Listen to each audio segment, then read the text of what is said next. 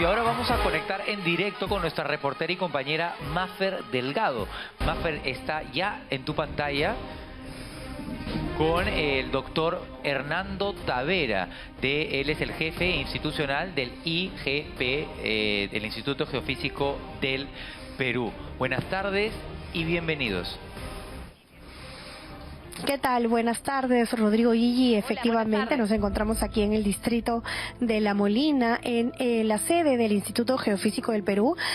A nuestro costado está el jefe del Instituto Geofísico del Perú, el ingeniero Hernando Tavera, que nos va a dar muchísimas más luces, más información del sismo del domingo, ¿no? De 6.1. Él obviamente está escuchándolos y va a absolver absolutamente todas las dudas que tengamos.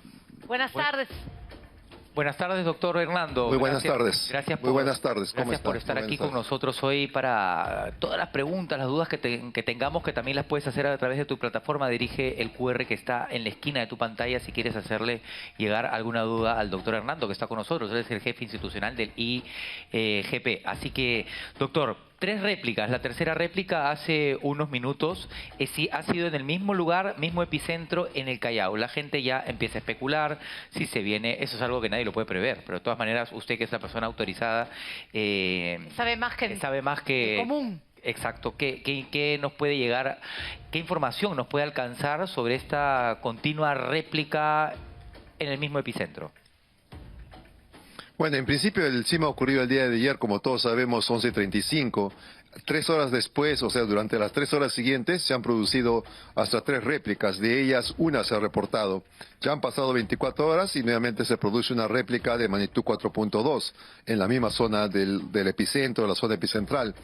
En realidad nosotros no podíamos decir que ya no va a haber réplicas o van a seguir habiendo, o sea, es un poco complicado poder intentar saber cómo se va a comportar la naturaleza. Lo que sí sabemos es de que los sismos han ocurrido en una de las zonas sísmicamente más importantes en el país, ¿no? Y los sismos van a seguir ocurriendo porque somos un país hecho por sismos. Ya, pero no podemos tener la certeza ni que haya otro cercano así de fuerte o más fuerte, ni tampoco si van a continuar las réplicas. Eso es imposible. Mire, sinceramente podría decirle, hay un 50% de que se produzca y un 50% que no se produzca. No, porque en realidad, como usted ha mencionado, no conocemos la naturaleza, no entendemos la naturaleza, ¿no? ¿Cómo lo Entonces, interpreta lo que sí mucha sabemos gente? es que ocurren sismos. ¿Cómo lo puede interpretar mucha gente que según uno puede ir oyendo, ¿no? Y darse cuenta de la tendencia? Si ya nos hablan de que esperamos un gran terremoto de 8 grados o más, cuando uno dice, ya hemos vivido en un sismo ahora de 6.1, que para mucha gente lo que tenían entendido, o lo que teníamos algunos entendidos, es que a partir de 6... ¿Cómo se hace para calificar qué es un fuerte sismo y qué es un terremoto? Porque según algunas personas, a partir de 6 ya le llaman terremoto. Y otra cosa que quería preguntarle es, si es que después de esto, de que hay descarga, ¿significa que lo que venga va a ser más leve, va a ser más suave? ¿Eso tampoco se puede saber? Mire, en principio tenemos que tener las cosas muy claras, ¿no? No existe diferencia entre sismo, temblor y terremoto. Es una mala costumbre que tenemos nosotros como peruanos. Cada vez que ocurre un sacudimiento del suelo y colapsa una vivienda o una persona es afectada, le llamamos terremoto, ¿no? Y a veces decimos, ¿cuánto le falta de magnitud al sismo para que sea un terremoto? Claro. El sismo de Pisco 2007 ha tenido magnitud 8 y ya conocemos el resultado de todo el daño que produjo. En el año 93, debajo de Puno, ocurre un sismo de magnitud 8.4 y en superficie no produjo ningún tipo de daño. Y en el Cusco, el año pasado, un sismo de magnitud 4.5 produjo colapso de viviendas. Entonces, realmente aquí lo que hay que tener muy en cuenta es el nivel de sacudimiento del suelo, no la magnitud del sismo. Entonces, la pregunta es, ¿esperamos que el sismo se sacuda mucho más fuerte con un sismo de mayor magnitud? Evidentemente que sí. Eso es lo que ha pasado en otras partes del mundo. El sismo de ayer, por ejemplo, ha producido sacudimientos del suelo muy similares al que percibimos en el 2007 cuando ocurrió el sismo de Pisco. Ya. Y estamos hablando de valores, espero que me comprendan, valores de 100 centímetros por segundo al cuadrado, ¿no? Y el sismo de Pisco en el 2007, en Pisco produjo movimientos del orden de 300 centímetros por segundo al cuadrado. El sismo de Chile del 2010 produjo en Santiago de Chile sacudimientos del suelo de 780. Y el sismo de Japón del 2011, magnitud 9.0, produjo sacudimientos del suelo entre 850 a 870. Entonces, realmente, pues estos grandes sismos sí pueden generar altos niveles de sacudimiento del suelo que evidentemente van a generar mucho más daño del que hemos tenido la experiencia de ver el día de ayer o percibir el día de ayer. Ahora, ¿qué pasó con eso de que nuestros celulares iban a sonar, iban a vibrar, esos ensayos que han estado viendo? ¿No está ya listo? ¿Qué pasa con eso? También hay un tema ahí de confusión entre la población, ¿no? Años anteriores, como usted ha mencionado, han hecho pruebas con el celular, Sí, ¿pero qué? ¿no? De mensajes con el celular. Sí. Pero ese sistema se llama SISMATE. Y el SISMATE es un sistema de mensajería, no es un sistema de alerta temprana de sismos, es un sistema de mensajería. El término SIS significa sistema, el M significa mensajería y el ATE significa alertas tempranas de eventos, ¿no? Y eso nos sirve para decirnos pues cualquier eventualidad que ocurra, informarnos sobre lo que ocurre básicamente, ¿no? Pero no es que vamos a tener como tiene México que segundos o minutos antes No, ya eso, están... ya, ¿Eso qué ese es otro proyecto. Pero, Ese es otro proyecto. ¿Y no? Ese proyecto similar al de México, ese se llama SASPE, ¿Y? Sistema de Alerta Sísmico Peruano. ¿Y? Y ese proyecto está en plena ejecución, ¿no? Y ahí somos socios el IGP con INDECI. Entonces, como IGP ya hemos concluido con todo lo que nos corresponde, ¿no? Y estamos a la espera de que INDECI avance con la instalación de las sirenas o las bocinas que deberían de sonar cuando se emitan las alertas por ¿Para sismo. cuándo va a Habíamos ser? recibido pruebas de eso, Por porque eso, hemos pero estado no es recibiendo eso. constantemente... No es eso, ¿no dice que era? eran mensajes, lo que acaba de decir. Y entonces, señor, ¿para cuándo No, va a estar eso no funciona, A todos eso han- no funciona y con todos celulares. hemos entendido mal y SASPE nadie se ha preocupado de aclararnos nada. Claro, tampoco. porque todos entendimos mal, exactamente. No. ¿Y cuándo va a estar lo que acaba de explicar que hay en México? ¿Hay ya fecha? hemos escuchado a los representantes de INDECI decir de que para Lima Metropolitana y el Callao se deben concluir e instalar las bocinas, las sirenas en el mes de septiembre. Posterior a eso empezaremos a hacer las pruebas, lo que se le llama marcha blanca, ¿no? Para que la población ya se vaya Este acostumbrando un poquito al sonido de este año, el sonido y los mensajes que se van a enviar. Ya, ok, porque en México yo, como les comenté en algún momento, yo fui, ¿cómo se dice?, usuaria de ese servicio. Estábamos en el hotel y empezó a sonar todo.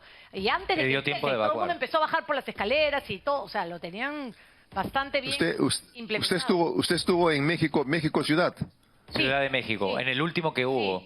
Ok, los sismos en México que afectan a México Ciudad ocurren frente a la costa de Acapulco y probablemente usted ha tenido cerca de 50, 60 segundos de alerta antes que las ondas sísmicas lleguen a la Ciudad de México, ¿no? Entonces, en el caso del sistema de alerta peruano, la idea es que cuanto más cerca yo estoy de donde ocurre el sismo, mi tiempo de alerta es menor. Ah. Y cuanto más lejos estoy, mi tiempo de alerta es mayor. Eso no puede cambiar. Entonces, O sea, por ejemplo, Cerca del epicentro. exactamente. Por ejemplo, si el sistema hubiera funcionado en el 2007, el sismo de Pisco, por la distancia, la alerta para Lima hubiera llegado con 35 segundos de anticipación aproximadamente. Ya. Pero si el sismo ocurre frente a Lima, probablemente la alerta para Lima sea entre 3 a 4 segundos antes que las ondas sísmicas sacudan los suelos. Wow, o sea que en todo caso 3, no, 4 no segundos. ayuda no. tampoco. Además que por sismos como los que tuvimos ayer, porque hay unos que como que uno va sintiéndolos y se va como que dando cuenta que está llegando el sismo. Este ya inició con gran potencia, ¿no? No Fue dio tiempo de fuerte. Es que reaccionar. en este ¿Cuánto caso, duró, de largo? en este caso la ruptura fue instantánea. ¿Y cuánto tiempo duró, Eso del duró significa de que cuánto tiempo la persona Sí, lo percibió percibió. el sacudimiento Exacto, del suelo. eso. Y eso es variable, porque ok. si una persona está en una zona de arenosa va a tener mayor tiempo, Entiendo. en zonas compactas menor tiempo. Estamos en el parque, menor tiempo, si Ya. estamos en un edificio alto, Ok. mayor tiempo. Todo depende de dónde nos encontremos. Es la percepción que nosotros tenemos del sacudimiento del suelo. Entiendo. Los que están en casa, salir cuando obviamente ordenadamente y en calma, y los que están en edificio, en pisos altos, ¿es recomendable iniciar el descenso en pleno temblor o es mejor esperar? Por ejemplo, te agarran en un piso 13, en un piso 15, ¿es mejor esperar para bajar o ir bajando mientras se está desarrollando el sismo?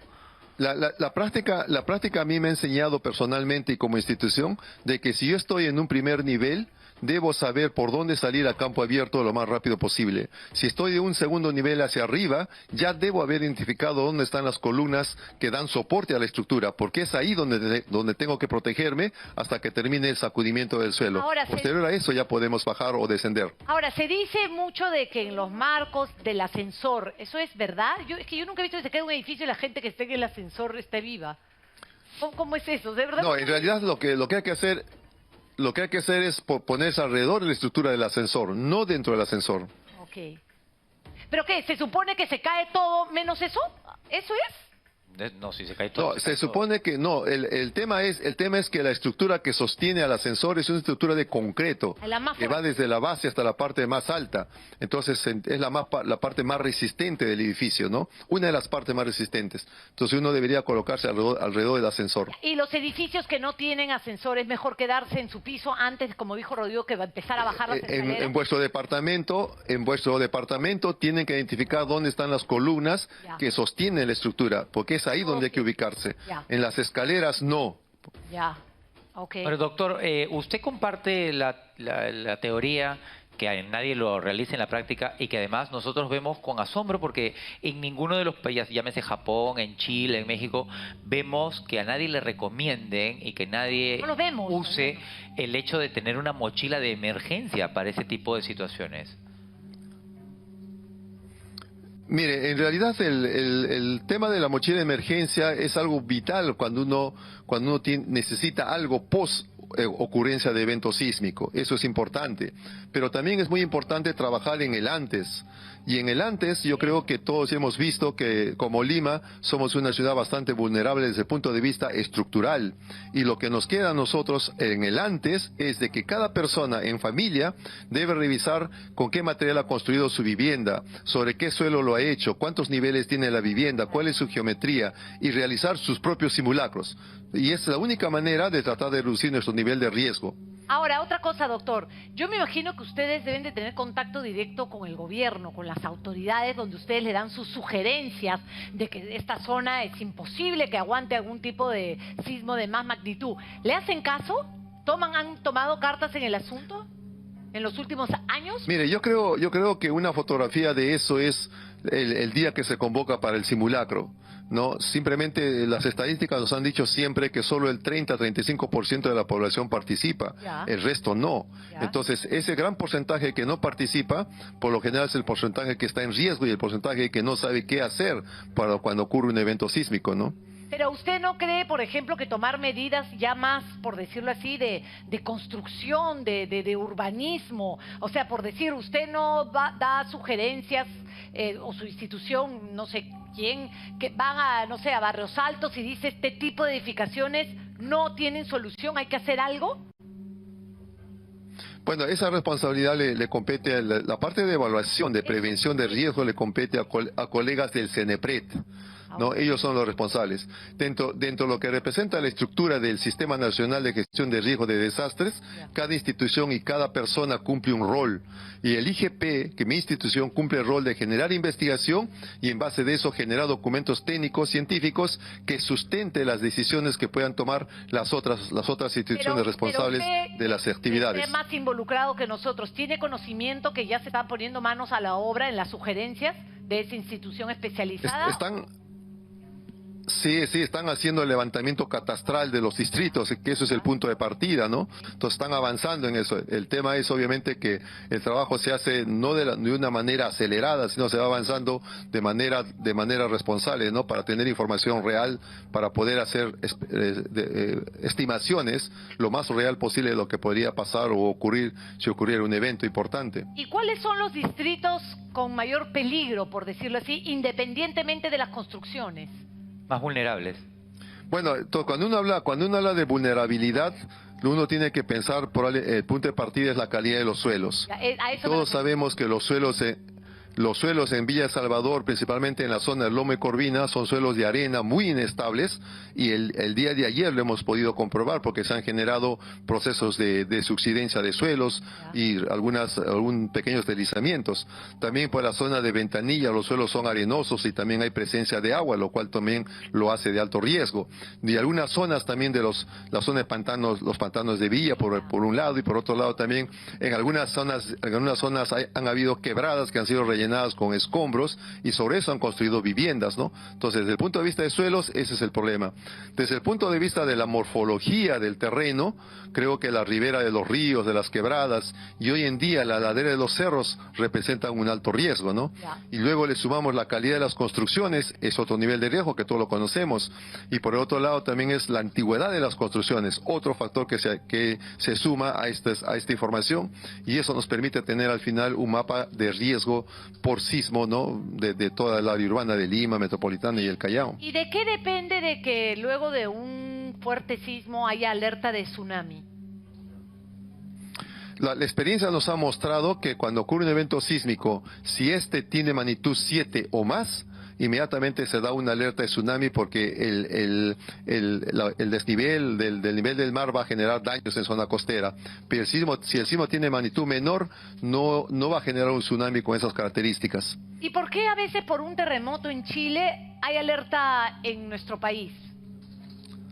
Porque si el sismo ocurre en Chile y tiene magnitud 8.8, evidentemente que va a generar un tsunami que va a atravesar todo, que se va a propagar a través de todo el Océano Pacífico. Y eso nos puede afectar a nosotros, ¿no? De manera lateral, pero nos va a afectar. Cuando ocurre un sismo en Japón de magnitud 9.0, como ocurrió en el 2011, también se dio alerta de tsunami en el Perú. Y el tsunami llegó al Perú, a la zona norte llegó después de 21 horas, ¿no? Wow. No generando tanto daño, pero sí golpeó la zona costera. ¿Ese es lo más fuerte que hemos tenido con respecto a tsunami en Perú? No, nosotros con respecto a tsunami, yo creo que sí, de lo que tenemos información cuantitativa, yo creo que es así, pero la información histórica del año 1746 nos habla de escenarios un poco más críticos, ¿no? Pero evidentemente es información que se tiene en la bibliografía, no hemos podido cuantificarlo No lo escuché directamente. mencionar el circuito de playas, la Costa Verde, y siempre ha sido uno de los lugares más peligrosos, ¿no? Para un tipo de situación así. Hemos visto ayer que las redes, las nuevas mallas del sistema, ha resistido... La red es literal. Ha resistido bastante bien, contrario a otras ocasiones, pero también había algunos tramos que ha sido una cuestión de suerte, que no pasara nadie por ahí, ¿no? Antes, cuando ocurría un temblor, si fuese de 4 puntos o de 5, habían muertos por los deslizamientos. Ahora, ¿usted considera que es una zona más segura? Igual hay que evitar, hay gente que no puede evitar pasar por ahí, yo si puedo lo evito, pero hay gente que por su trabajo, por su camino, no puede dejar de hacerlo. ¿Usted cómo lo ve a día de hoy? Bueno, en principio yo creo que lo que hemos visto el día de ayer es una muestra, ¿no?, de lo que podría pasar ante un evento de magnitud mayor, ¿no? Si las mallas han respondido bien el día de ayer, pues evidentemente significa que tenemos que seguir reforzándolas de esa manera, ¿no? Pero lo que ha ocurrido en la Costa Verde es un escenario que también lo hemos visto sin sismo, ¿no? Siempre ha habido desprendimiento de piedras, de tierra, ¿no? Y siempre hay que tener bastante cuidado. No son zonas de riesgo, obviamente, por la exposición. Ahora, ¿usted está de acuerdo cuando hay alerta de tsunami? En muchas ocasiones, no sé, por ejemplo, la gente de la Encantada de Villa salen de sus casas, se evacúan. ¿Eso le parece a usted que es en su justa medida? ¿Está bien que hagan eso?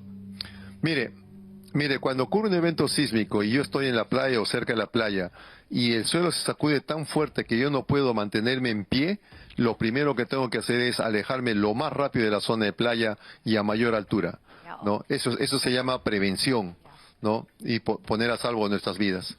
Alejarte de la zona de playa y buscar una zona de mayor altura. Claro, porque las casas a nivel, si viene un tsunami, se los lleva. Saca hasta la llave. Pues vienen olas grandes, ¿no es cierto? Eso es el tsunami, olones. Claro, con toda la potencia. Sale el mar. Exactamente, exactamente. Y la altura del volumen de agua que golpea la zona costera evidentemente va a ser variable, ¿no? Pero la experiencia que tenemos nosotros en el Perú, pues reciente, no hemos tenido mayor información, pero en países como Chile, por ejemplo, el volumen de agua que le siguió al sismo de 8.8 fue de cerca de 15 metros de altura, ¿no? Y en el caso del sismo de Japón, llegó a tener hasta 47 metros de altura. Entonces, grandes sismos sí pueden generar evidentemente grandes tsunamis. Entonces, doctor, el hecho de referirnos como terremoto o maremotos no es correcto. No es correcto. Todos son sismos y lo que es importante aquí es evaluar el nivel de sacudimiento del suelo. Y en el caso del Océano Pacífico, su comportamiento anómalo se conoce como tsunami. Pero entonces, ¿de dónde salió la palabra terremoto? Porque sí, En algún momento, porque todos lo usamos. Terremoto ¿qué significa entonces? sí, es un tema de costumbre, ¿no? La población de Perú, por costumbre, cuando el suelo se sacude y una vivienda colapsa o una persona pierde la vida, inmediatamente le llaman terremoto. Por el desastre. Y cuando ocurre lo contrario, le llaman temblor. Claro. Pero en realidad, y otra cosa también es que la magnitud del sismo la asocian al daño, ¿no? Y eso no es cierto, ya lo hemos comentado, ¿no? Entonces, el término correcto es decir sismo. Sismo que generó moderados niveles de sacudimiento del suelo, sismo que generó altos niveles de sacudimiento del suelo. Ahora, doctor, nosotros a veces por la tele vemos sismos en otros países y cuando vemos las edificaciones que se caen, decimos, ah, su madre, si se cae esa edificación, ¿qué nos espera a nosotros? Porque se ven sólidas, relativamente modernas o nuevas, por decirlo así. Se vienen abajo. Se vienen abajo. Entonces, ¿de qué depende? Porque uno pensará, ah, es nueva, está bien. ¿De qué depende de que se caiga o no se caiga una edificación? Eso depende mucho del nivel de sacudimiento del suelo, de la calidad del suelo y de la calidad de la construcción. Si se suman esos tres factores, evidentemente puede haber un colapso importante, ¿no? Pero también yo creo que si, como usted ha mencionado, todos miramos lo que ocurre afuera, pero nadie miramos en nuestra casa. Claro. Cuando ocurrió el sismo de Pisco, entiendo que todos hemos estado en nuestras salas mirando la televisión de lo que pasaba en Pisco, pero nadie se ha puesto de pie y mirar cómo está su casa, ¿no? Para ver si lo mismo hubiera ocurrido. Entonces yo creo que hay muchas experiencias cuyas lecciones no estamos tomando en cuenta, ¿no? Lo que ha pasado ayer, espero que la población por lo mínimo ha revisado su vivienda, ¿no? Haya colapsado o no, o tenido daño o no, revisado su vivienda, por dónde hubiera salido, qué es lo que hubiera hecho. Eso se llama prevención y es algo que no lo estamos haciendo porque al final siempre nos falta cultura y eso es el factor que nos hace cada vez más débiles ante los fenómenos naturales. Si detectamos a raíz de este fuerte sismo que hubo ayer alguna rajadura, alguna grieta, algo que sea, ¿a quién acudimos? Tenemos que buscar evidentemente la mano de un profesional, no un arquitecto, un ingeniero civil que nos dé una mirada, una ayuda, un apoyo, ¿no? Si no contamos los medios económicos, pues mínimo un albañil, alguien que nos ayude realmente a ver qué es lo que ha pasado y tratar de subsanar, ¿no? Pero eso sirve de experiencia para tratar de hacer lo que he mencionado, ¿no? Siempre hacer nuestros simulacros, siempre estar preparados. Doctor, no necesariamente un daño en el tarrajeo es un daño más estructural, ¿verdad? No, porque por lo general en el tarrajeo se comienza a fisurar por el tema de que esa capa que se pone va secando, ¿no? Y se produce este tipo de fisuras ahí, ¿no? Pero generalmente no tiene nada que ver con la estructura. Igual, claro, si ya ves, igual puede ser un indicio de algo, ¿no? Igual es mejor que un especialista te diga también. qué tan profundo es, si es solamente superficial o hay un daño estructural, ¿no? Doctor Hernando, muchísimas gracias por haber estado con nosotros y responder a todas y cada una de las preguntas. Gracias también a ustedes, muy amables, muchas gracias. Y nos seguiremos haciendo, ya que vivimos en uno de los países, en el lugar más sísmicos del mundo. Muchísimas gracias, doctor, gracias por estar ahí. Maffer, muchísimas gracias. ¿Algo más que quiera agregar? No, simplemente quizás recordarle a la población, ¿no?, de que vivimos en un país altamente sísmico, no podemos evitar que ocurran sismos, ellos van a seguir ocurriendo siempre, o sea, no está en nuestras manos controlarlo, pero sí tratemos de hacer simulacros en familia y tratemos de revisar nuestra vivienda. Es el primer paso que tenemos que aprender a hacer todos. Muchísimas gracias. Nos ha llegado de forma nítida esa información. Gracias, Maffer.